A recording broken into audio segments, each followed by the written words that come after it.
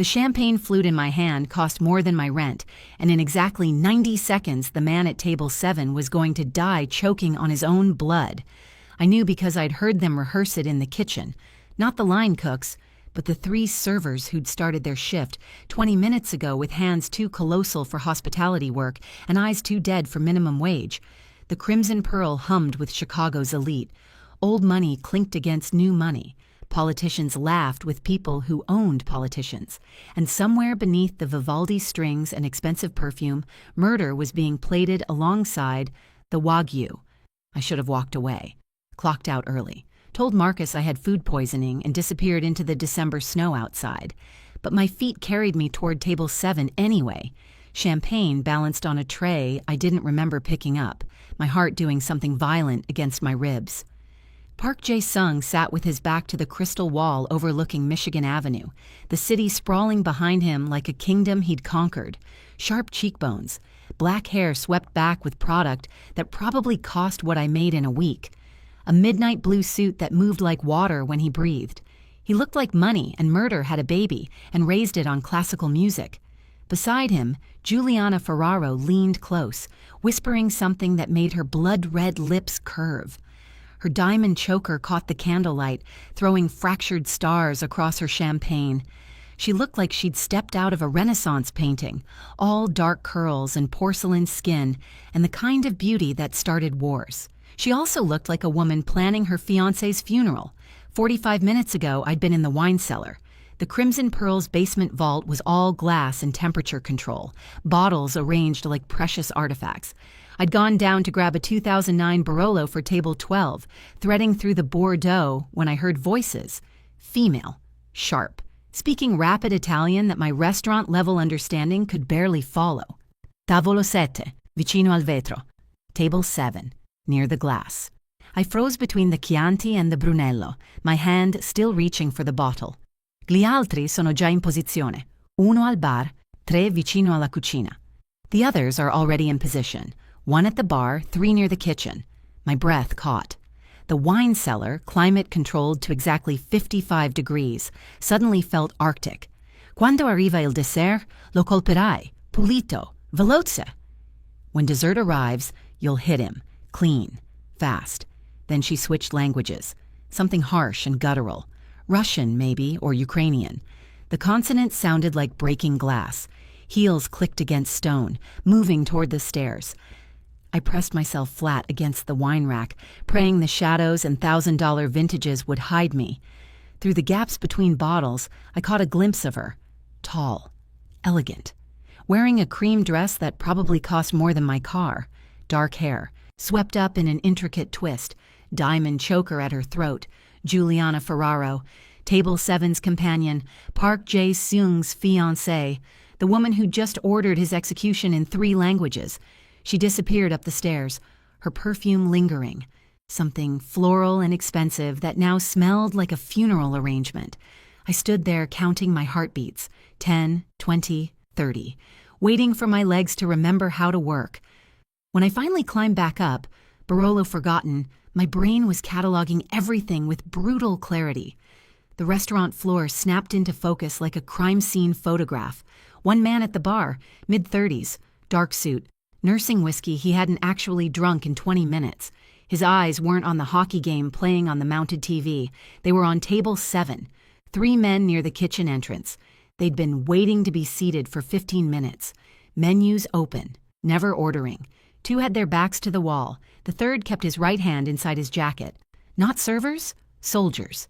And at table 7, Park Jae-sung laughed at something Juliana said, completely unaware that the woman stroking his arm had just choreographed his murder down to the second. I could walk away, should walk away. Men like Park Jae-sung didn't end up in my world by accident. He was Korean Mafia. Everyone knew it, even if no one said it out loud. The Crimson Pearl was practically his second office. He'd earned enemies. Maybe he deserved this. But then I thought about my brother, Elijah, lying in that ICU bed on the south side, machines breathing for him after the drive-by that was meant for someone else. I thought about every nurse who'd held my hand when I broke down, Every doctor who'd fought the insurance company, every stranger who'd shown mercy to a kid who'd just been in the wrong place at the wrong time. I thought about how easily life ended, how permanent death was, how you couldn't take back standing by and doing nothing. So I grabbed a receipt from my apron, clicked my pen, and wrote 8 words that would either save a stranger or get me killed. Your fiancé sold you out. They're in position. Run. My reflection in the crystal glassware looked ghost pale as I approached table 7. Each step felt like walking underwater. Time stretched and contracted. I became hyper-aware of everything. The scratch of polyester against my skin, the squeak of my shoes on marble, the way Juliana's laugh sounded like wind chimes made of knives. "Your champagne, sir." My voice came out steady, professional, like I hadn't just overheard a murder plot, like my hands weren't shaking hard enough to make the bubbles dance. I set the flute down on the white tablecloth with precision that would have made my training manager proud. Then I did the thing every server is trained never to do. I touched him. My thumb pressed against the back of his hand as I slid the folded receipt beneath his champagne flute. The contact lasted maybe half a second, a violation of every boundary between his world and mine. Park Jae-sung's eyes snapped to mine. They were darker than I expected, not cold, but calculating. The kind of eyes that dissected you in microseconds and decided if you were threat or opportunity or nothing at all. His gaze held mine for a beat too long. I felt something shift in my chest. Not attraction, survival. Like looking into the eyes of a predator and realizing it was deciding whether to let you live. "Read it," I mouthed. "Please." His fingers curled around the receipt, palm covering it completely. "Is there something wrong with the champagne, darling?" Juliana's voice cut through the moment, sweet as arsenic. Jae-sung's expression didn't change. He lifted his glass, took a slow sip, and with his other hand, the one Juliana couldn't see, unfolded my note beneath the table. I stood there, tray pressed against my chest like a shield, watching his face for any reaction. Nothing. Not a flicker. Not a flinch. Just those dark eyes scanning 8 words. Then his jaw tightened, imperceptible, unless you were looking for it. He knew. Jae-sung set his glass down with a soft clink that somehow cut through the restaurant's ambient noise. When he spoke, his voice was smooth, controlled, the kind of calm that came before hurricanes. "I'd like to propose a toast." Juliana blinked, her smile flickering like a candle in wind. "Now? We haven't even had our entrees yet. Now." He gestured to me without looking away from her. "Another glass for my fiancé. The same." I hesitated, looking between them. Juliana's perfectly made-up face showed the first crack, a tightness around her eyes, a stiffness in her posture that screamed, "Wrong, wrong, wrong." "I already have champagne, Tesoro," she said, voice light but strained. "Then you'll have 2. It wasn't a request. I walked back to the bar on autopilot, poured the second glass with hands that wouldn't stop trembling, and returned. The restaurant continued around us, laughter, conversation, soft jazz from hidden speakers, completely unaware that table 7 was a bomb waiting to detonate. I set the glass in front of Juliana. Her red nails gleamed as she reached for it. Jae-sung's hand shot out, gripping her wrist, not hard, but absolute. "Let's switch," he said softly. "I want a drink from your glass. You drink from mine." The temperature at the table dropped 10 degrees. Juliana's laugh came out forced. "That's strange, even for you." "Is it?" Jae-sung's smile was a razor wrapped in silk. "I thought couples in love did romantic things, sharing, trusting." He pushed his glass toward her, holding her gaze. "Or is there a reason you don't want to drink what I've been drinking?" The silence stretched. I stood frozen, watching Juliana's face cycle through emotions, confusion, fear, fury, before settling on something carefully blank. "Certo no." "Of course not." She picked up his glass with a hand that trembled just slightly. "Alla lealtà," she whispered. "To loyalty." "Alla lealtà," Jae-sung echoed, taking her glass. They drank. Nothing happened. The champagne wasn't poisoned, but Juliana's hesitation had confirmed everything. Jae-sung set down the glass and looked directly at me, really looked at me for the first time, taking in my name tag, my face, the fear I couldn't quite hide. Kendra James, he read slowly, his accent turning my name into something foreign and dangerous. Tell me, Kendra, do you believe in fate? My throat closed. I'm not sure, sir. I didn't either. He leaned back in his seat, one arm draped casually over the booth. Until 90 seconds ago. Juliana's face went white. And that's when I realized I'd just started a war. Drop a comment below telling me where you're watching from. Let's see how far our dark romance family reaches across the globe. And smash that like button if you're already hooked. We're just getting started. The restaurant continued its expensive symphony around us, the delicate scrape of silver against porcelain, muted conversations about mergers and Mediterranean vacations, the string quartet playing something mournful in the corner. But at table 7, reality had fractured. Juliana's champagne flute trembled in her hand, bubbles rising like tiny screams. Jae Sung sat perfectly still, a predator calculating which direction his prey would bolt. Kendra, he said my name again, each syllable deliberate. How long have you worked here? My mouth felt lined with cotton. 11 months, sir. And in those 11 months, how many assassination attempts have you witnessed? The question hit like a physical blow. Juliana's laugh came out too sharp, too high. Jay, amore, you're frightening the poor girl. She probably just saw someone suspicious lurking and got nervous. You know how Americans are, always paranoid about... Is that what happened, Kendra? His eyes never left mine. Obsidian in the candlelight. Ancient and merciless. Did you just get nervous? I couldn't speak, couldn't move. The receipt was still visible in his hand, my handwriting stark against white paper. 8 words that had just painted a target on my back the size of Chicago. A subtle shift rippled through the restaurant. One of the men near the kitchen entrance stood up, his hand sliding inside his jacket. At the bar, the man with the untouched whiskey turned his body slightly, angling for a better view. Jae Sung saw it too. I watched the calculation flash across his face. Cold, instant, lethal. I think, he said softly, standing in one fluid movement. We should discuss this somewhere more private. Juliana's hand shot out, gripping his wrist. We haven't finished our drinks yet? I've lost my appetite. He extracted himself from her grasp with surgical precision. Then he turned to me, and his expression shifted into something that made my blood run cold. Fury, disgust, the mask of an enraged customer about to destroy someone's night. His hand closed around my upper arm like a vice. You, he hissed, loud enough for nearby tables to hear, spilled champagne on a $15,000 suit. I hadn't. My tray had been empty. But the lie crystallized instantly, giving him a reason to manhandle me, to drag me away from the table without raising immediate alarm. I'm so sorry, sir. Sorry? He yanked me forward and I stumbled, my hip hitting the table edge. The violence in his grip was real enough to make me gasp, theatrical enough to make other diners look away in secondhand embarrassment. He pulled me toward the kitchen entrance, moving fast. Behind us, I heard Juliana's voice, sharp with panic she was trying to disguise as irritation. Jay, don't be ridiculous. Just send her home. I'm going to speak to her manager.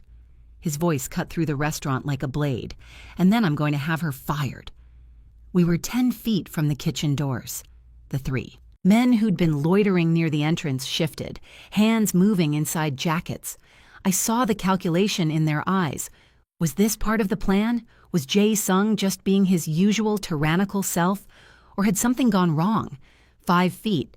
Jae Sung's grip on my arm shifted, his fingers finding the pulse point at my wrist. He pressed down and I felt my heartbeat hammering against his thumb. When we go through those doors, he whispered, his mouth so close to my ear that anyone watching would think he was berating me. You run left toward the loading dock. Don't stop. Don't look back. My people will find you. The kitchen doors swung open, and the lights went out. Darkness swallowed the crimson pearl whole. Not gradual, not flickering. Absolute and instant, like someone had thrown a bag over the sun.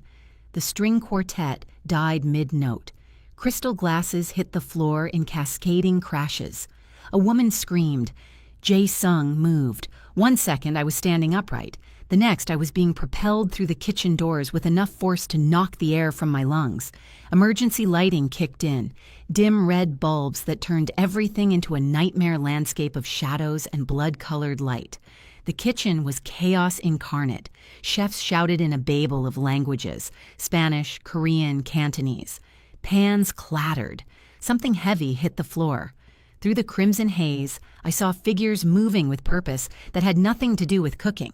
Left, Jae-sung's voice cut through the noise. I ran. My cheap work shoes skidded on tile slick with spilled oil as I bolted past prep stations, past industrial ovens radiating heat like open furnaces. Behind me came the sound of impact, flesh on flesh, a grunt of pain, something metallic skittering across the floor. I risked a glance back. Jae-sung fought like violence was his native language. A man in chef's whites lunged at him with a blade that was definitely not for dicing onions.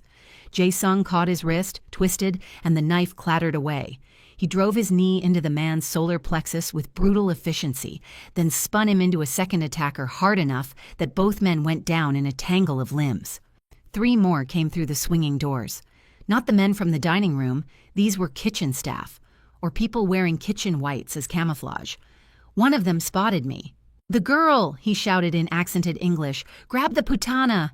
Terror shot through me like electricity. I grabbed the first thing my hand found, a pot of boiling stock sitting on the range, and without thinking, without hesitating, I hurled it at him. The scalding liquid caught him across the face and neck. His screams were inhuman, primal. He dropped to his knees, clawing at his burning skin. The smell hit me, scorched flesh and chicken broth, and my stomach tried to climb up my throat. "Move, Kendra!" Jae-sung was suddenly beside me, his hand finding the small of my back, propelling me forward. Blood streaked his white dress shirt. I couldn't tell if it was his or someone else's. We burst through another set of doors into the dry storage area. 50-pound bags of rice and flour stacked floor to ceiling, creating a maze of narrow passages. The red emergency lighting barely penetrated here, leaving pools of absolute darkness between the shelves. Footsteps thundered behind us. Voices shouted in Italian. Jae-sung pulled me into a gap between the shelving units, pressing us both flat against the concrete wall. The space was so narrow my chest was crushed against his, my face buried in the blood-stained fabric of his shirt. He smelled like expensive cologne and copper, and something darker. Adrenaline, maybe, or the particular scent of violence. His heart hammered against my forehead, fast but steady, not panicked, just ready. "How many?" I whispered, my breath fogging against his chest. "Too many." His voice was barely audible, his lips brushing the top of my head as he spoke. The kitchen was full of them. This wasn't just a hit, this was an occupation. 3 men entered the storage area, their shadows stretching grotesquely across the walls in the red light.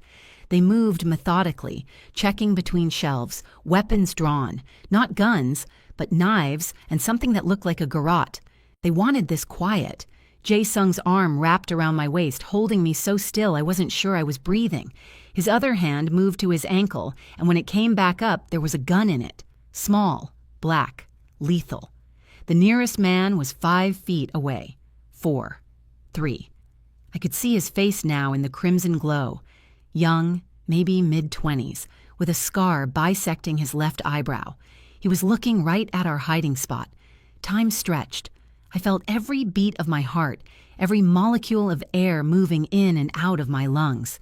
Jae-sung's finger rested on the trigger, his body coiled like a spring beneath expensive fabric. The man took another step forward. Then somewhere in the kitchen, glass shattered, followed by shouting in Korean. The man's head whipped toward the sound. He gestured to his companions, and all 3 of them moved back toward the kitchen doors. Jae-sung waited until their footsteps faded before exhaling. The breath moved through his chest, expanding and contracting against mine. For a moment, neither of us moved. We just stood there in the darkness, pressed together by necessity and survival, while chaos raged around us. "Your people," I whispered into the fabric of his shirt. "My people." He pulled back slightly, putting an inch of space between us. In the red light, his face looked carved from stone, all sharp angles and shadows. A cut above his eyebrow leaked blood down the side of his face. "They'll create enough distraction to get us out, but we need to move now." "The back exit is compromised," a voice said from behind us. We spun. A man stood blocking the path to the rear door, backlit by emergency lighting. He was massive, easily 6'4", built like a concrete wall, and he was pointing a gun directly at my head. "Daniel," Jae-sung said, and there was something in his voice I couldn't read. Not fear, recognition maybe, or betrayal. "Sorry, boss." The big man's expression was carefully neutral. "Orders from the top. Sung-ho." The name came out like a curse. "Your brother sends his regards." Daniel's finger tightened on the trigger. "And his regrets. Nothing personal." Jae-sung moved faster than physics should have allowed. He grabbed a bag of rice from the nearest shelf and hurled it at Daniel's head. The bag exploded on impact, sending white grains everywhere, creating a snowstorm effect in the red light. Daniel fired blind. The shot went wide, the report deafening in the enclosed space. Then I was on the floor, Jae-sung's body covering mine as bullets punched through rice bags and sent white powder cascading down like volcanic ash. Wood splintered, metal pinged. The world was gunfire and screaming, and the weight of Jae-sung's body pressing me into cold concrete, protecting me with his own flesh. "Stay down," he growled against my ear. Then he was rolling off me, returning fire. The muzzle flash from his gun lit up the storage room in strobing bursts. Daniel went down, not dead, but hit. He clutched his thigh, weapon clattering away. 2 more men came through the kitchen doors, and suddenly bullets were flying from every direction. "The loading dock!" Jae-sung hauled me to my feet. "Now!" We ran through the rice-covered floor, grains crunching beneath our shoes like snow. Something hot grazed my shoulder. Not a bullet, but close enough. The shock of pain made me gasp. The loading dock door loomed ahead, metal industrial marked with a glowing green exit sign. Jae-sung hit it at full speed, using his shoulder like a battering ram. The door exploded open, and Chicago winter slammed into us like divine punishment. Don't forget to like and subscribe. You won't want to miss what happens next. And seriously, drop a comment telling me where you're watching from. I love seeing how far our community reaches. The cold was a living thing. Vicious, predatory, Chicago winter at its most brutal. Wind screaming through the alley with enough force to steal the breath from my lungs. Temperature somewhere below 0. Snow swirling in frantic spirals that turned the world white. My server uniform, thin polyester blouse and slacks designed for climate-controlled elegance, not survival, was criminally inadequate. Within seconds, the wind cut through to my skin, turning my sweat ice cold. My teeth started chattering so hard I tasted blood. Jae-sung didn't slow down. He pulled me down the alley, our shoes crunching through dirty snow and ice. Behind us, the loading dock door banged open again, voices shouting, footsteps in pursuit. A black Mercedes sat at the alley's mouth, engine running, exhaust creating ghosts in the freezing air. Jae-sung wrenched open the back door and physically threw me inside. I landed on leather seats that smelled like new car and gunpowder. He dove in after me, slamming the door. "Gaja!" he barked at the driver in Korean. "Go!" The Mercedes lurched forward, tires spinning on ice before finding traction. Through the rear window, I saw figures spilling out of the restaurant's loading dock. Too many to count, weapons raised. One of them aimed at our vehicle. The rear windshield spider-webbed but didn't shatter. Bulletproof glass. The sound of impact was dull, distant, like someone tapping on an aquarium. We sped away, leaving the Crimson Pearl behind in a blur of snow and muzzle flash. Inside the Mercedes, silence descended. The only sounds were our ragged breathing and the whisper of tires on icy pavement. Jae-sung leaned forward, speaking rapid Korean to the driver. Instructions, coordinates, I couldn't tell. Blood dripped from the cut above his eyebrow, spattering on the leather seat. I looked down at myself. Rice grains clung to my clothes and hair like confetti. My shoulder burned where something had grazed it, the sleeve of my blouse torn and spotted with blood. My hands trembled, not from cold anymore, but from pure adrenaline crash. "You're hurt," Jae-sung said, his attention snapping back to me. His English returned, lightly accented but perfect. "I'm fine." "You're bleeding." "So are you." He wiped blood from his eyebrow with the back of his hand, barely acknowledging it. Then his fingers were on my shoulder, examining the wound with clinical detachment that somehow felt more intimate than concern. His touch was surprisingly gentle, considering those same hands had just killed multiple people with ruthless efficiency. "Grace," he pronounced, "you were lucky." "Lucky?" I laughed, and it came out slightly hysterical. I just scalded a man's face off and got shot at in a rice storage room. That's your definition of lucky? You're alive. His dark eyes met mine, and something shifted in them, a microscopic crack in the ice. That's the only definition that matters. The driver said something in Korean. Jae-sung responded, then turned back to me. "We're going somewhere safe. Somewhere they won't look for us tonight." They being Juliana and whoever Daniel mentioned. Your brother? His jaw tightened at the mention. Seung-ho, older by 3 years, meaner by a lifetime. Our father exiled him to Seoul 5 years ago for stealing from the family. I thought he was handling our Asian operations. A bitter laugh. Apparently, he was planning a hostile takeover instead. And Juliana? Was his from the beginning, I suspect. The whole engagement was a setup, a way to get close enough to kill me without raising suspicion, merge the Park family money with the Ferraro family muscle, then eliminate me at the altar. He said it with such cold pragmatism, like discussing a failed business transaction rather than the woman he'd been planning to marry. The casual way he dissected the betrayal made my skin prickle. This was a man who saw threats and contingencies, who measured relationships in terms of leverage and risk, and I had just become a variable in his deadly equation. Where are you taking me? The question came out smaller than I intended. Jae-sung studied me for a long moment, his expression unreadable in the passing streetlights. Somewhere you'll be protected, whether you want to be or not. The compound sat on the North Shore, surrounded by walls that looked designed to repel small armies. As we passed through security checkpoints requiring retinal scans and codes, the driver rattled off in Korean. I watched the safe, familiar world of Chicago disappear behind us, replaced by something colder and more absolute. The house itself was pure brutalism, concrete and glass, all harsh angles and uncompromising lines. No warmth, no softness, just power rendered in architecture. Floodlights illuminated the perimeter, turning the falling snow into a blizzard of white static. We pulled into an underground garage that could house a small fleet. The Mercedes' engine cut, and suddenly the silence was oppressive. Jae-sung exited the vehicle with fluid grace. I followed on legs that felt disconnected from my body, adrenaline finally giving way to bone-deep exhaustion. The elevator required a keycard and fingerprint scan.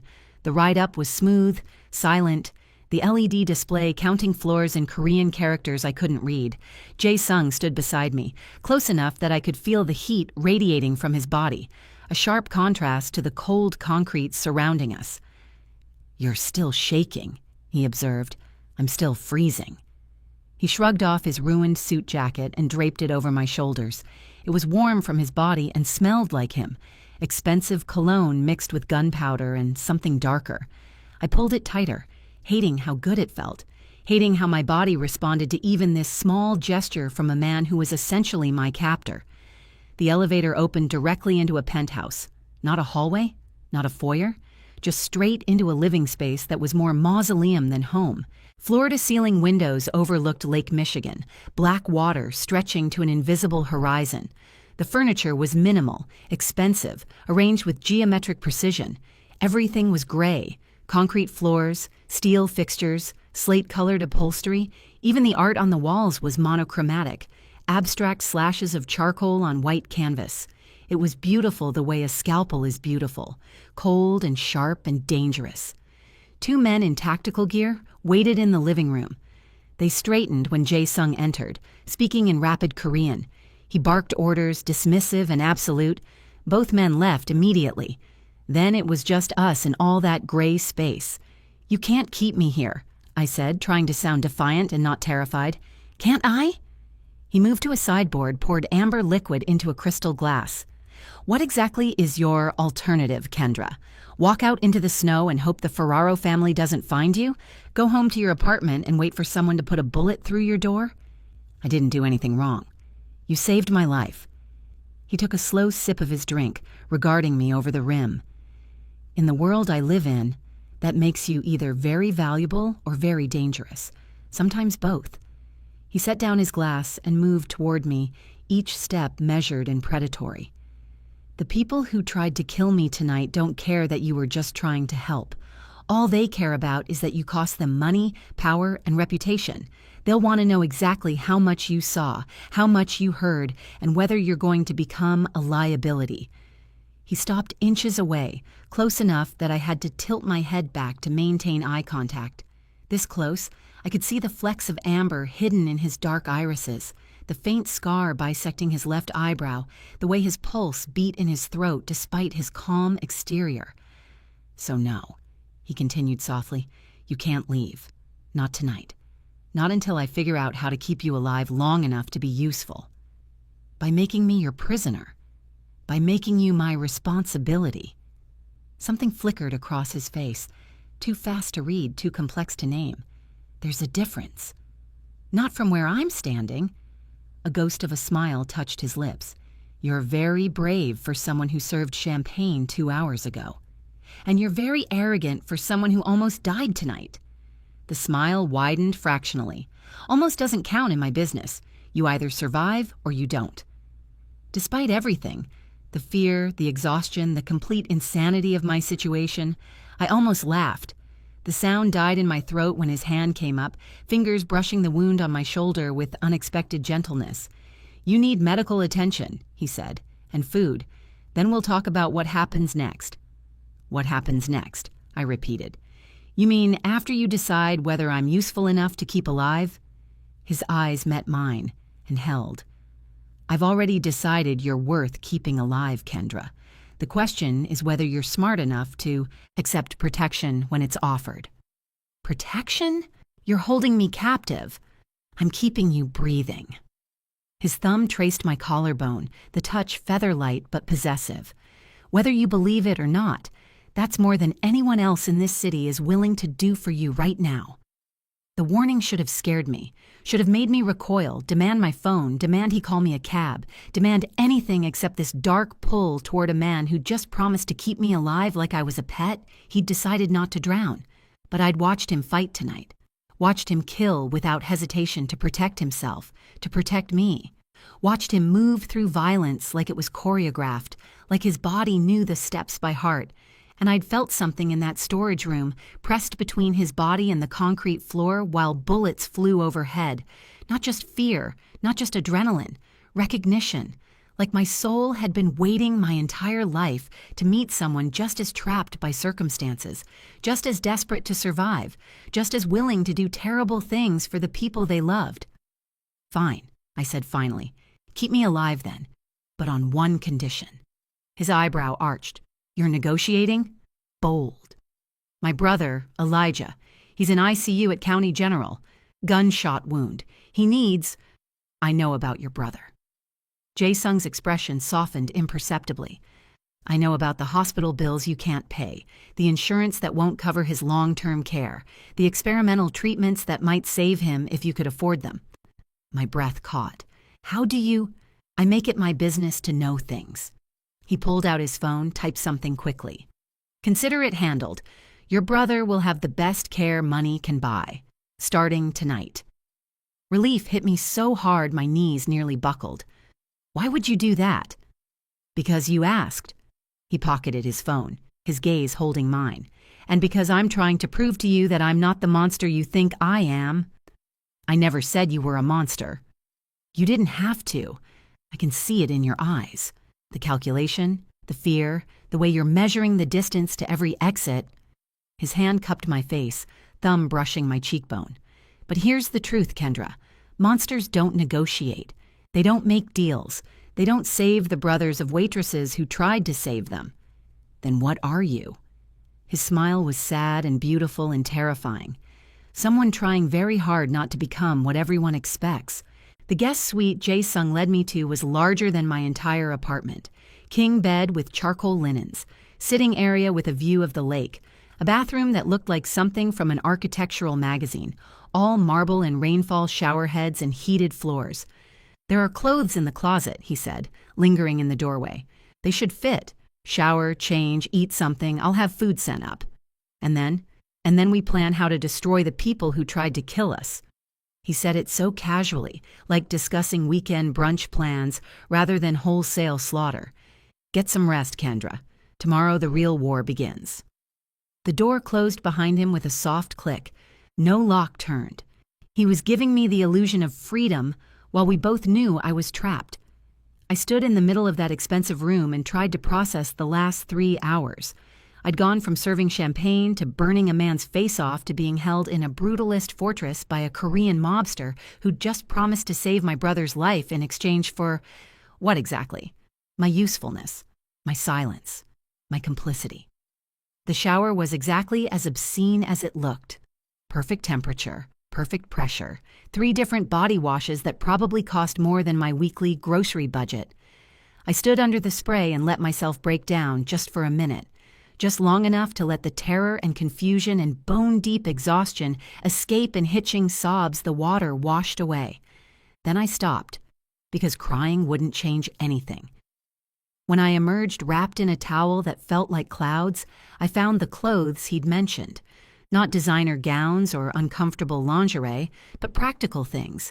Leggings, thermal shirts, thick socks. Women's sizes, like he'd planned for this. Like he'd known he'd eventually need to hide someone here. The thought should have terrified me. Instead, it made me curious. I dressed quickly and was towel drying my hair when I heard voices from somewhere in the penthouse. Korean, rapid and tense.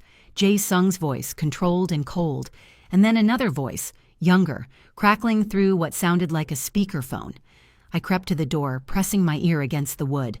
The Korean was too fast for me to catch actual words, but I understood tone.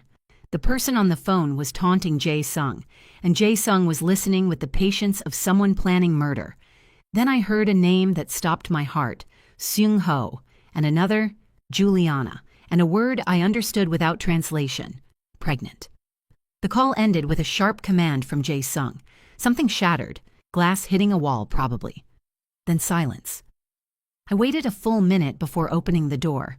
Jae Sung stood by the floor-to-ceiling windows, one hand braced against the glass, looking out at the frozen lake. He'd changed clothes, too. Black pants, black Henley, barefoot. The cut above his eyebrow had been cleaned and bandaged. He didn't turn when I entered, but his voice carried across the space. "Seung Ho sends his regards, and his regrets." I moved closer, careful not to startle him. "Your brother." "Half-brother. Same father, different mothers. Mine died when I was 14. His abandoned him at birth." Jae Sung's reflection in the glass looked carved from stone. My mother raised him anyway, loved him like he was hers, and he repaid that love by stealing from the family, by trying to destroy everything she built. The phone call was him gloating.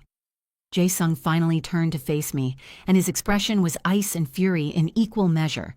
He's consolidating power, marrying Juliana in 3 days at the Ferraro estate, combining the Park family assets with the Ferraro family soldiers, creating an empire on my corpse. "But you're not dead. Not yet." His smile was cold, and I don't plan to be. But he doesn't know that yet. He thinks I died in the restaurant, buried under enough bullets to drop an elephant, which gives us an advantage. "Us?" I echoed. "You're in this now, Kendra. The moment you slipped me that note, you became part of my world."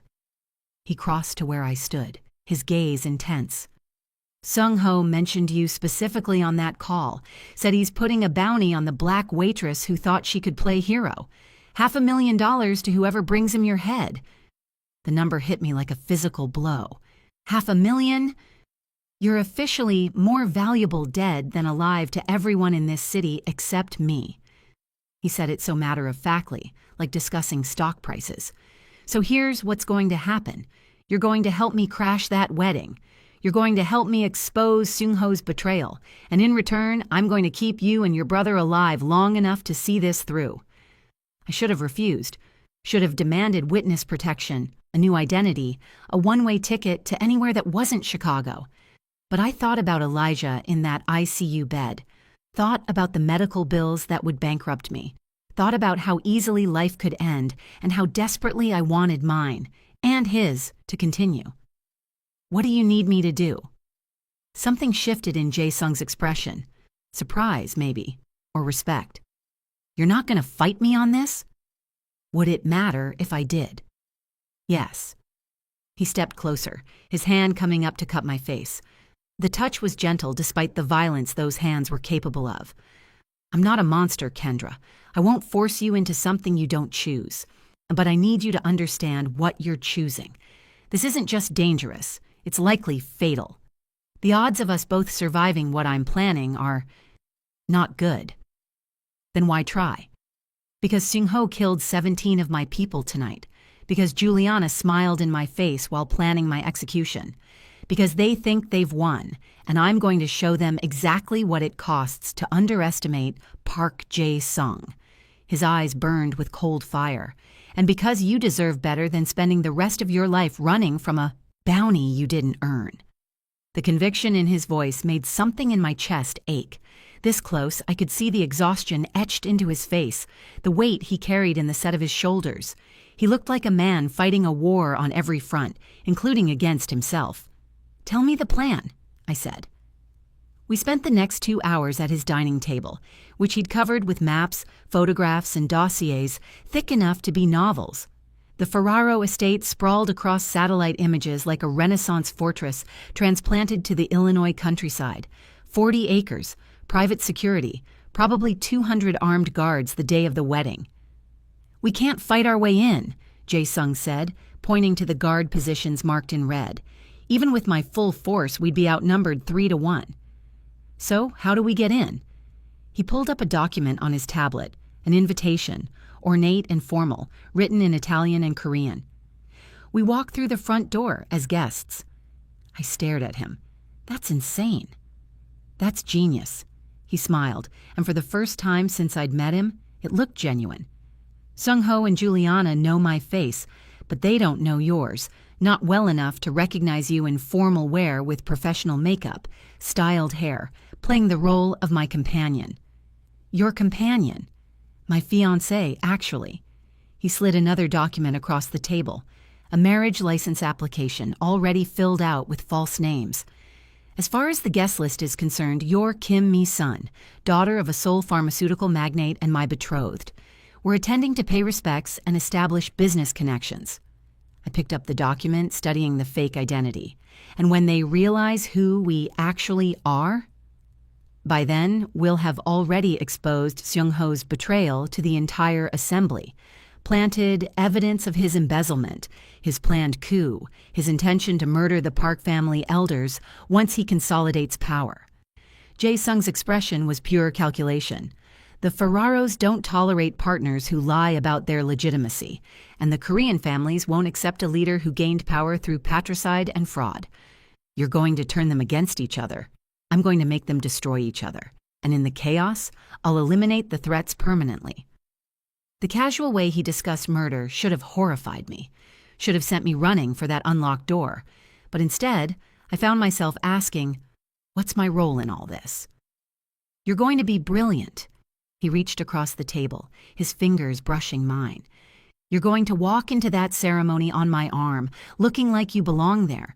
You're going to smile and laugh and make small talk with people who'd kill you if they knew who you were.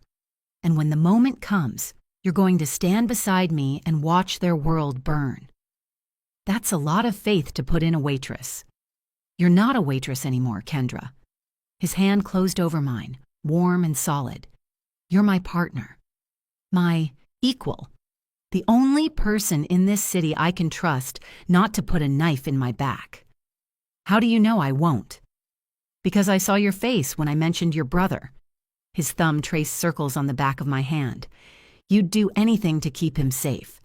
I understand that kind of love, that kind of desperation. It's the only thing I trust more than fear." A knock at the door interrupted us. One of Jae-sung's men entered carrying a laptop. They spoke in rapid Korean, then Jae-sung turned the screen toward me. Security footage from County General, the ICU, Elijah's room. My brother lay in the hospital bed exactly as I'd left him. Breathing tube, monitors tracking every heartbeat, his face peaceful in medically induced sleep. But now there were new machines, better equipment, and a doctor I recognized from medical journals, one of the best neurological surgeons in the country, examining his charts. "I told you I'd handle it," Jae-sung said softly. "Dr. Chen is the best in his field. If anyone can bring your brother back, it's him." Tears burned my eyes. "Why are you doing this?" "Because you saved my life. And because—" He stopped, something vulnerable flickering across his face. "Because I'm tired of being surrounded by people who only care about what I can give them. You risked everything for a stranger. That's rare in my world. Precious, even." I looked at the footage of Elijah, then at Jae-sung, then at the map spread across the table showing the estate where we were planning to commit what amounted to a massacre. "When do we start?" I asked. His smile was dangerous and beautiful. "Now. First lesson, how to be someone you're not. Second lesson, how to kill someone without anyone knowing you did it. And the third lesson? How to survive when everything goes wrong. Because it always does." Training began at dawn. I woke to find Jae-sung already in the penthouse gym, a converted room with floor-to-ceiling mirrors, punching bags, and enough weapons to outfit a small militia. He moved through forms I didn't recognize, his body flowing like water, and violence had been blended into something hypnotic. He stopped when he noticed me in the doorway. "Can't sleep?" "Can't stop thinking about the fact that I'm crashing a mob wedding in 3 days with a man I met less than 24 hours ago. Technically, you met me when you served my table 6 months ago. I always requested your section." He grabbed a towel, wiping sweat from his face. "You never noticed." The revelation stopped me cold. "You, what?" "You smiled at everyone the same way. Genuine, kind, like you actually cared if they enjoyed their meal." He crossed to where I stood, and his expression was unreadable. In my world, genuine kindness is rarer than diamonds. I noticed. So this whole thing, me being here, was fate, coincidence, and very bad timing for Sung-ho. His hand found my chin, tilting my face up. "I didn't plan for you to save my life, Kendra, but I'm grateful you did. And now I'm going to teach you how to save it again." He handed me a gun. Not a massive weapon, but something compact and elegant. The weight of it settled in my palm like a promise or a threat. I know. That's why we're starting now. He moved behind me, his chest against my back, his arms coming around to adjust my grip. "Feet shoulder-width apart. Bend your knees slightly. You're too rigid." His hand slid down my arms, repositioning them. Every point of contact felt electric, dangerous in a way that had nothing to do with the weapon I held. "Breathe," he murmured against my ear.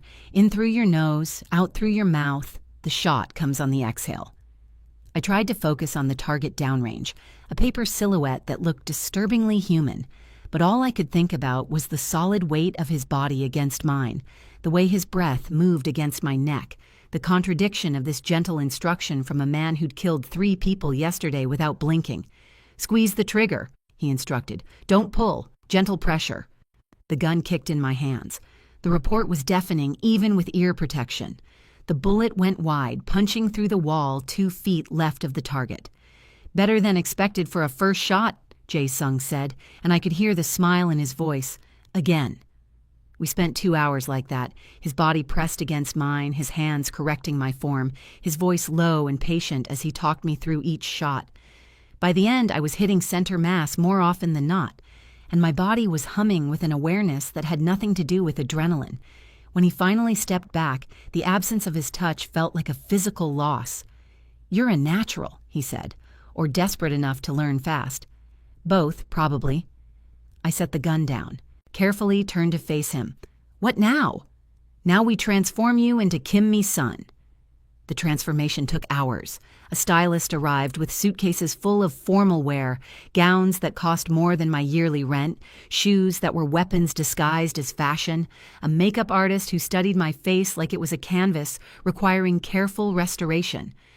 Jae-sung supervised everything with the attention to detail of a general planning a campaign. "The midnight blue," he said, pointing to a gown that looked like it had been woven from shadows and starlight. "It complements her skin tone, and it has the structural integrity we need for the vest." "Vest?" I asked. He held up what looked like an elegant corset. "Ballistic weave. Won't stop a direct shot, but it'll slow a bullet enough to keep it from being immediately fatal. You'll wear it under the gown." The casual way he discussed my potential shooting made my stomach turn, but I nodded and let them dress me like a doll being prepared for a very dangerous tea party. When they finally finished, I barely recognized myself in the mirror. The gown hugged my curves with mathematical precision. Midnight blue silk with a neckline that was elegant but not conservative. Long sleeves that hid the bandage on my shoulder. My hair had been styled into an elaborate updo that looked effortless, but probably required engineering degrees to maintain. The makeup was dramatic. Smoky eyes, bold lips, cheekbones highlighted until I looked like someone who belonged in penthouses and society pages. I looked like power wrapped in silk. "Perfect," Jae-sung said from behind me. When I met his eyes in the mirror, something hot and dangerous moved through his expression. "You look like a queen." "I look like an imposter." "Good. That's exactly what you are." He moved closer, his hands settling on my shoulders. Kim Mi-sun is confident, educated, bored by politics, but fluent in its games. She's seen wealth her entire life, so nothing at the Ferraro estate will impress her. She's in love with me, but not desperately. She chose me because I'm her equal, not her savior. That's a lot of character work for a waitress. Former waitress. His hands slid down my arms, the touch burning through silk. Current partner in a very dangerous enterprise. Our eyes met in the mirror, his hands on my arms, my body wrapped in expensive armor, the space between us charged with something neither of us was naming. "Jae-sung," I started. A knock at the door shattered the moment. One of his men entered, speaking urgent Korean. Jae-sung's expression shifted instantly, from whatever softness had been there to cold calculation. "What is it?" I asked. "Complication." He was already moving toward the door. "Someone's been asking questions at County General, about your brother, about who's paying for his new treatment." Ice flooded my veins. "The Ferraros?" "Worse, independent bounty hunters who heard about the $500,000 price on your head." His jaw clenched. "They're trying to leverage your brother to draw you out. We need to move him." "Already done. I had him transferred to a private facility an hour ago under an assumed name. They're chasing a ghost." He turned to me, his expression serious. "But this confirms what I suspected. Seung-ho isn't waiting for the wedding to eliminate threats. He's hunting actively. Which means we accelerate the timeline." Jae-sung pulled out his phone, started typing rapidly. "The wedding is in 3 days, but we're going to make our move tonight." "Tonight? I'm not ready." "You're more ready than you think." He looked up from his phone, and his eyes were filled with dark promise. "And I'm not giving them more time to find leverage against you. We end this now or we die trying." The plan was insane. Jae-sung had obtained the caterer's uniforms for the wedding's pre-ceremony dinner. A private affair for immediate family only, happening tonight at the Ferraro estate. We'd infiltrate as servers, plant listening devices in the private study where Seung-ho and Juliana were meeting with the family elders, and gather evidence of their planned betrayal. "And if we get caught?" I asked, staring at the server uniform laid out on the bed. Black and white, professional, achingly familiar. "Then we fight our way out and go to Plan B." "What's Plan B?" His smile was cold. "Burn the entire estate to the ground with them inside it." The casual way he discussed mass murder should have terrified me. Instead, I found it oddly comforting. At least he had a backup plan. We left the compound as the sun set, painting Lake Michigan in shades of blood and gold. I wore the server uniform with the ballistic vest hidden underneath, my hair pulled back in a practical bun, my face scrubbed clean of the dramatic makeup. I looked exactly like I had 24 hours ago, like a waitress, invisible, forgettable, perfect. The drive to the Ferraro estate took 40 minutes. Jae-sung spent the time briefing me in Korean-accented English that he'd effect for the evening. His own disguise minimal but effective. Colored contacts turning his dark eyes hazel, his hair styled differently, a fake scar on his jaw. "Remember," he said as the estate walls came into view, "you're not Kendra James tonight. You're nobody. Just another server grateful for the work. Keep your head down, your mouth shut, and your ears open." "And if I see Juliana?" "She won't recognize you. To her, all servers look the same. It's her fatal flaw. She doesn't see people she considers beneath her." His hand found mine, squeezed once. "Trust me." We cleared security easily. The catering company had vouched for us, thanks to a substantial bribe and some forged credentials. Within minutes, we were inside the estate's massive kitchen, surrounded by actual servers who had no idea they were working alongside infiltrators. The head chef, a volcanic Italian woman named Rosa, barked orders in 3 languages. Jae-sung and I were assigned to different stations, him in the dining room serving wine, me in the kitchen plating appetizers, which meant I was alone when Juliana swept into the kitchen an hour later. She looked different than she had at the Crimson Pearl. Harder, colder. Her dark hair pulled back severely, her dress black instead of cream. She looked like a widow already, mourning a man who wasn't dead yet. She snapped her fingers at Rosa. Il vino che ho richiesto, dov'è? The wine I requested. Where is it? Rosa gestured toward the cellar stairs. Sotto, seconda scaffale a sinistra. Downstairs, second shelf on the left. Juliana's eyes swept the kitchen, passing over me without recognition. I kept my head down, kept plating the prosciutto-wrapped figs like my life depended on it, because it did. She disappeared down the cellar stairs, heels clicking against stone, and I realized this was my chance. I glanced around. Rosa was screaming at a line cook. The other servers were focused on their stations. No one was watching me. I followed Juliana down into the wine cellar. The temperature dropped immediately, that familiar chill of climate-controlled storage. The cellar was smaller than the Crimson Pearls, but just as carefully curated. Bottles gleaming like jewels in soft lighting. I could hear Juliana ahead speaking into her phone. The language shifted, Italian to Russian to something else I couldn't place. The same pattern I'd heard before. I pressed myself against the wine rack, listening. Da, poniatno. Сегодня вечером. Yes, understood. Tonight. Tonight. Not 3 days from now. Tonight. Park Jae-sung MRTV, ego brat pot verdal. Park Jae-sung is dead. His brother confirmed it. My heart hammered against my ribs. They thought Jae-sung was dead, which meant Teper nužen tolko svidatel, Chernaya oficiantka. Now we just need the witness, the black waitress. Me. They were talking about me. Polutora miliona, jesli dostavite jejo živoj, sungho kochet zadavat voprosi peredtem, kakiu bit. 1.5 million if you bring her alive. Sungho wants to ask questions before killing her. The bounty had tripled. Juliana's heels clicked closer. I had seconds to move, to hide, to... Her hand closed around my wrist, yanking me out from behind the wine rack. We stared at each other. Recognition dawned in her eyes like a cold sunrise. You? She hissed. And then she screamed. Juliana's scream cut through the wine cellar like a siren. I didn't think, didn't hesitate. Pure survival instinct took over. My free hand grabbed the nearest bottle, a 2005 Barolo that probably cost thousands, and I swung it at her head with everything I had. The impact was sickening. Glass against skull. The bottle didn't shatter like in movies. It just made a dull thunk, and Juliana's eyes rolled back. She crumpled to the stone floor, blood already seeping from her temple. Footsteps thundered overhead, shouts in Italian. They'd heard the scream. I stood there frozen, bottle still in my hand, staring at Juliana's unconscious body and realizing I'd just assaulted a mob boss's daughter in her own home while surrounded by 200 armed men. Move, Kendra! Move now! I dropped the bottle and ran deeper into the cellar, away from the stairs. There had to be another exit. Estates like this always had escape routes, servant passages, something. Arms wrapped around me from behind, lifting me off my feet. A hand clamped over my mouth, silencing my scream.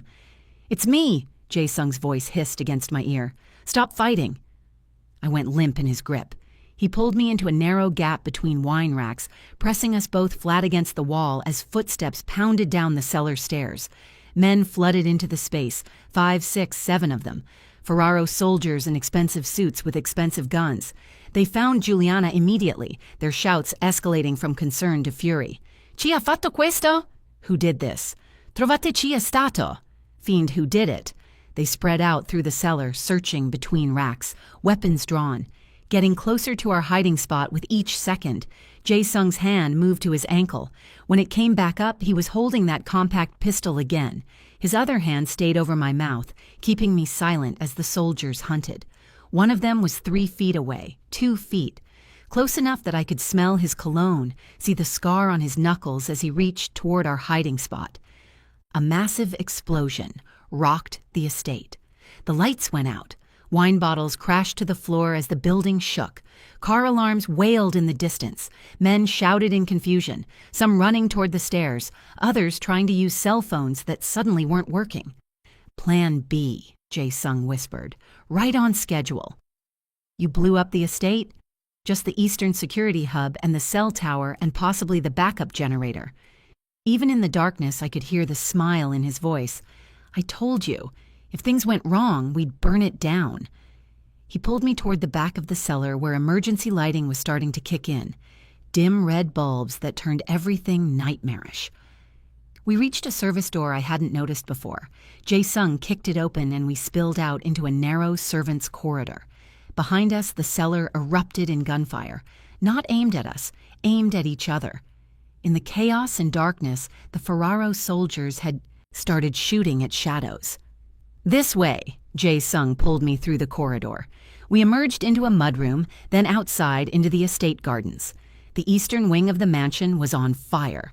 Flames climbed into the December night, casting everything in orange and shadow. People ran in every direction, guests fleeing, guards mobilizing, servants screaming. And through the chaos, I saw him. Seung-ho stood on the main terrace, backlit by flames, shouting orders in Korean. He looked exactly like Jae-sung, but wrong. Same features twisted by cruelty, same build corrupted by excess. He wore a black suit and fury like he'd been born to both. Beside him stood a man I recognized from the dossiers, Antonio Ferraro, Juliana's father, the head of the Ferraro family. They were arguing, Antonio gesturing wildly toward the burning wing, Seung-ho trying to calm him with placating hands. They don't know yet, I whispered, about Juliana. They will soon. Jae-sung was already moving, pulling me toward the tree line that bordered the estate. And when they find out you're the one who put her in the hospital, I didn't mean to. Doesn't matter. Intent means nothing to men like Antonio. Only blood. We reached the shadows beneath the trees. Jae-sung stopped, turning to face me. This complicates things. Complicates? I just started a war between you and the Ferraros. No, you started a war between Seung-ho and the Ferraros. His eyes gleamed in the firelight, which is exactly what we needed, just earlier than planned. Before I could process that, his phone buzzed. He answered, speaking rapid Korean, his expression darkening with each word. What? I demanded when he hung up. Juliana's awake. She's telling them everything. About you, about the wine cellar, about the note you passed me at the Crimson Pearl. He was already typing on his phone. Antonio's putting out a new bounty, $3 million, and he's authorized a FIDA. A what? Blood feud. No rules, no mercy, no sanctuary. Jae-sung looked at me, and his expression was grave. Congratulations, Kendra. You're now the most wanted woman in Chicago. We made it back to the compound just before midnight. Jae-sung's security had been tripled. Men in tactical gear at every entrance, surveillance systems that could probably see through walls. Inside the penthouse, he poured us both whiskey with hands that were completely steady, despite the fact that we'd just escaped an inferno. Drink, he ordered, pressing the crystal glass into my hand. You're going into shock. I was. My hands trembled so badly the whiskey sloshed against the rim. I'd hit a woman with a wine bottle, started a mob war, had a $3 million bounty on my head. 24 hours ago, I'd been worried about making rent. This is insane, I whispered. This is completely insane. Yes. Jae-sung drained his own glass, set it down with careful precision. But it's also an opportunity. An opportunity? I just made you enemies with the most powerful Italian family in Chicago. You made Seung-ho enemies with them. There's a difference. He moved to his wall of maps and photographs, pointing to the organizational charts. Antonio Ferraro doesn't know I'm alive. He thinks Seung-ho is the Park family heir, which means when he retaliates for his daughter's assault, he'll target Seung-ho. Understanding crashed over me. You're going to let them fight each other. I'm going to let them destroy each other. His smile was cold and beautiful. The Ferraros will demand blood for Juliana. Seung-ho will have to respond or look weak. They'll escalate, each trying to prove dominance until both families are too damaged to pose a real threat. And then I step out of the shadows, prove my legitimate claim to the Park family leadership, and offer the survivors a choice: submit or be eliminated. He turned to face me fully. It's exactly what I would have done at the wedding. You just accelerated the timeline. The strategic brilliance of it made my head spin. Or maybe that was the whiskey, or the shock. You planned for this, I said slowly. Even if things went wrong, you had contingencies. I always have contingencies. He crossed to where I stood, taking the glass from my trembling hands and setting it aside. But I didn't plan for you to be so magnificent. Magnificent? I panicked and hit someone with a bottle. You adapted. You survived. You turned a disaster into an advantage. His hands framed my face, forcing me to meet his eyes. Do you know how rare that is? How valuable? I'm not valuable. I'm a liability. A $3 million liability. You're a weapon I didn't know I needed. His thumb traced my lower lip, the touch sending electricity through my nervous system. And I'm keeping you close whether you like it or not. The possessiveness in his voice should have scared me, should have made me pull away, demand he take me to witness protection or Alaska or anywhere that wasn't in his orbit. But I didn't pull away. Because somewhere between the wine cellar and the burning estate, between learning my bounty had tripled and watching Jae Sung orchestrate chaos like conducting a symphony, I'd realized something terrifying. I didn't want to run. I wanted to fight. Teach me, I said. His eyes darkened. Teach you what? Everything. How to move through their world without being seen. How to kill without leaving evidence. How to survive when everything's burning down. I pressed closer, feeling the heat of his body against mine. You said I was your partner. Prove it. Make me dangerous. Something shifted in his expression. Surprise bleeding into hunger, bleeding into something darker and more primal. That's not something you can take back, Kendra. Once you cross that line...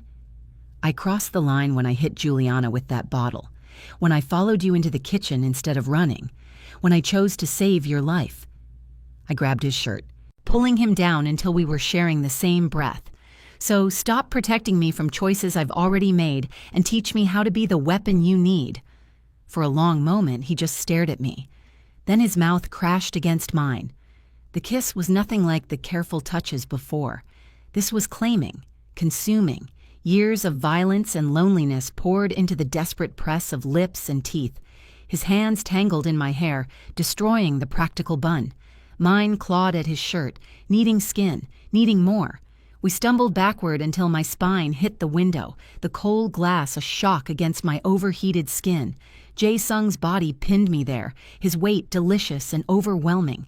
You want to be dangerous? He growled against my mouth. You want to learn how to destroy people? Yes. Then lesson 1. His hand slid to my throat, not squeezing, just resting there. A promise, a threat, a test. The most dangerous weapon isn't a gun or a knife. It's making someone trust you completely before you cut their throat. Is that what you're doing? I challenged. Making me trust you?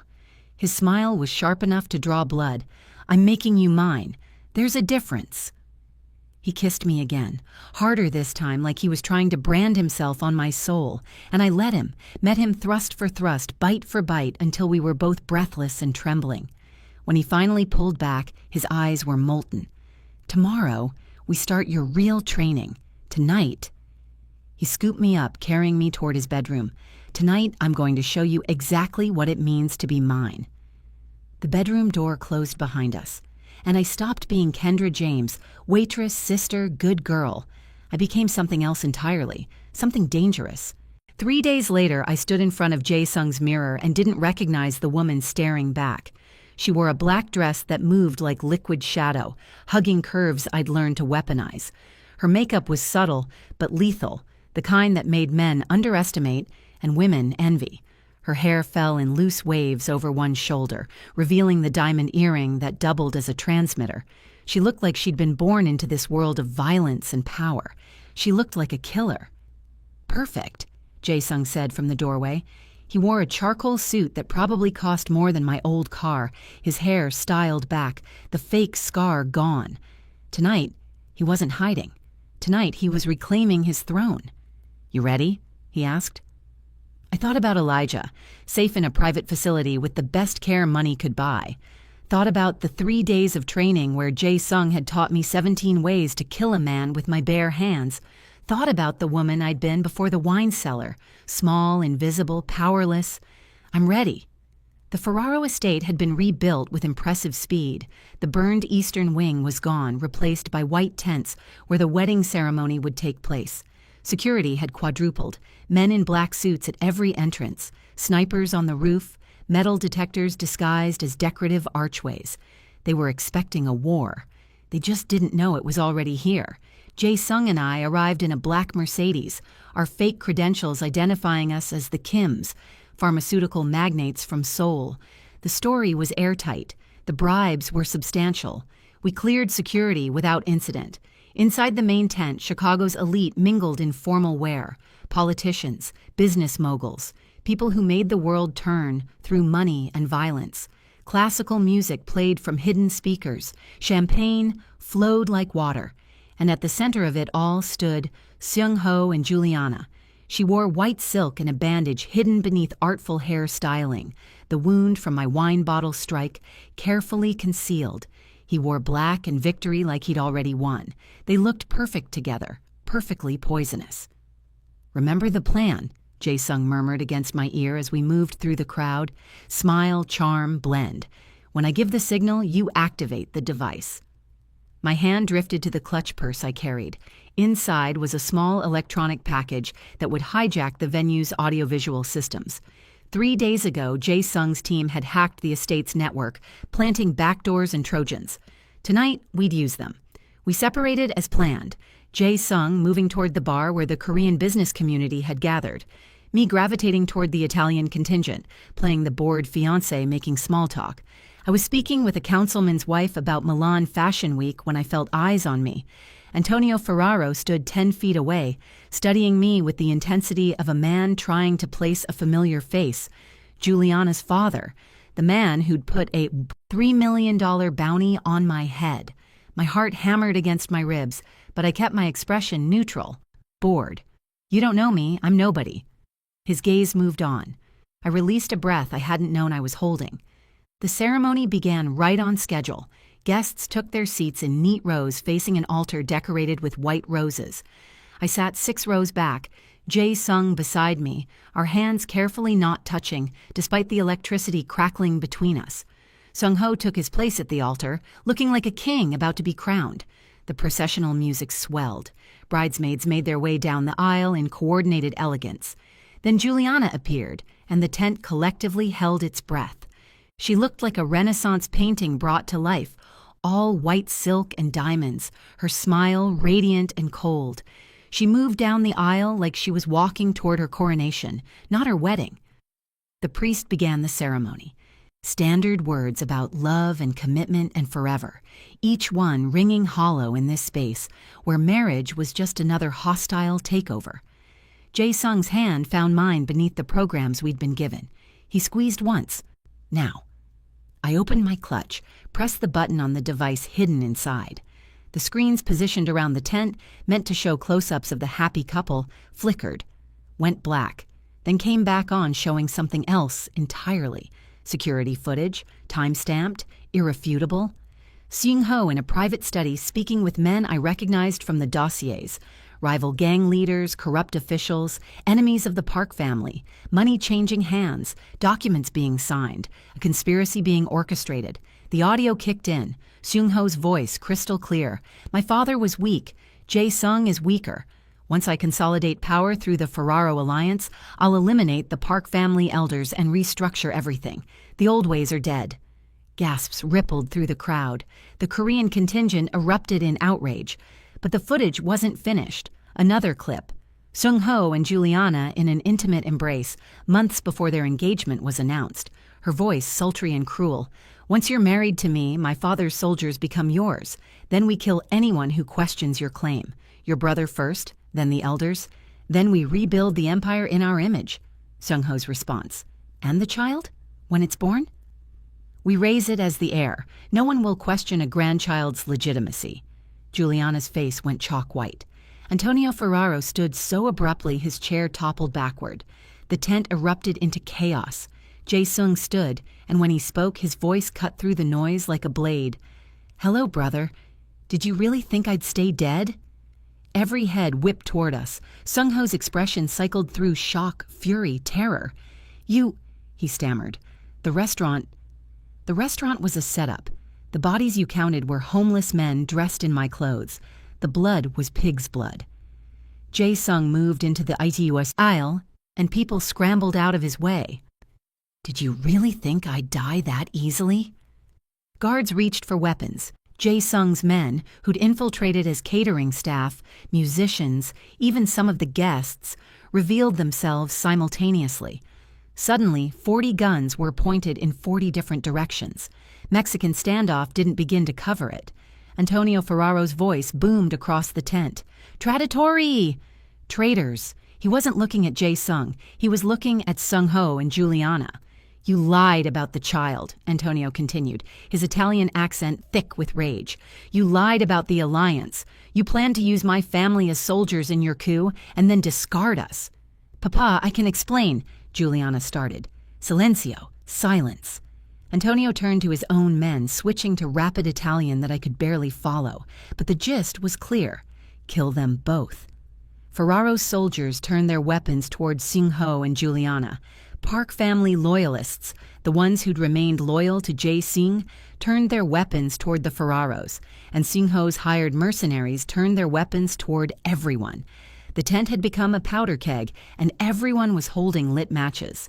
"There's another way," Jae-sung said, his voice carrying over the chaos. He held up a document, legal papers I recognized from our preparation. "My father's will.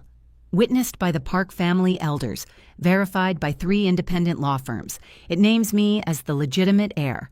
Sung-ho was disinherited 5 years ago for embezzlement." He let that sink in, then continued.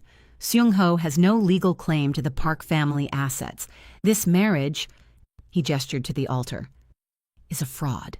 Juliana was marrying a man with no power, no legitimacy, no empire, just debts and delusions." Antonio's face turned purple. He rounded on Sung-ho with murder in his eyes. "You lied to me? You said you controlled the Park family fortune." "I will control it," Sung-ho snarled. "Once Jae-sung is dead." "I'm not the one who needs to worry about dying tonight," Jae-sung said softly. Then everything happened at once. Sung-ho pulled a gun from inside his jacket, aiming it not at Jae-sung but at me. "You want your little Patana to live?" he screamed. "Then you'll sign over everything." 3 shots fired simultaneously. Sung-ho jerked backward, blood blooming across his white shirt.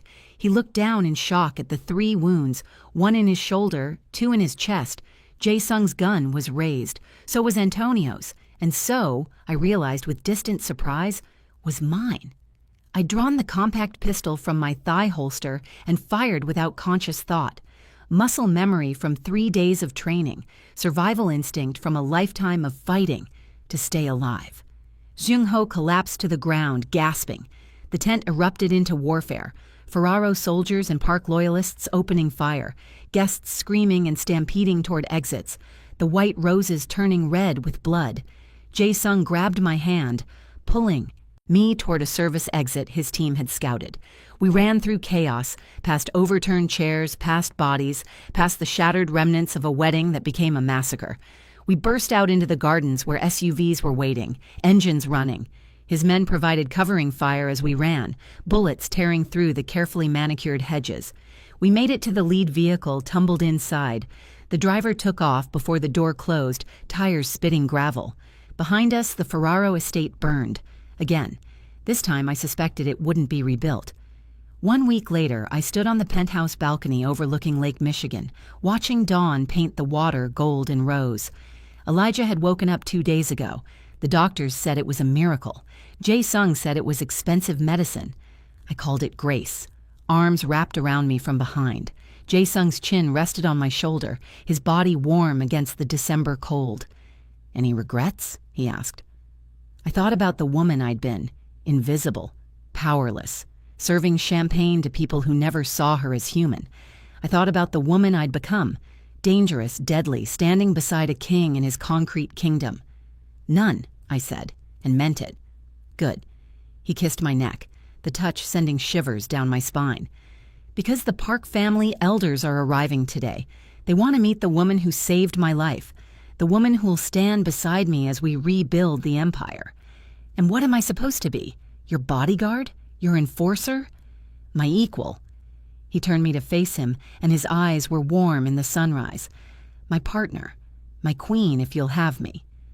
I should have said no. Should have taken the money he'd offered and disappeared into witness protection. Started over somewhere safe and boring. But safe had never saved me. Boring had never made me feel alive. Yes, I said. I'll have you, monster and all. His smile was beautiful and terrible. And mine, good. Because I'm never letting you go. He kissed me as the sun rose over Chicago, our city, our kingdom built on blood and betrayal, and a single note slipped across a restaurant table that changed everything. Somewhere in the city below, my old life continued without me. The Crimson Pearl serving champagne, servers invisible in polyester uniforms, the ordinary world spinning on. But I wasn't part of that world anymore. I was something else now, something dangerous, something free. I was Kendra James, former waitress, current queen of Chicago's underworld, partner to a man who'd shown me that power wasn't something you were born into. It was something you took with both hands and refused to let go. And I was never going back. If you made it this far, you're officially part of the family. Smash that subscribe button, drop a like, and leave a comment telling me where you're watching from and what you thought of Kendra and Jae Sung's story. Your support means everything and helps us keep bringing you these dark, dangerous, beautiful love stories. Until next time, my fierce hearts and midnight dreamers, stay dangerous.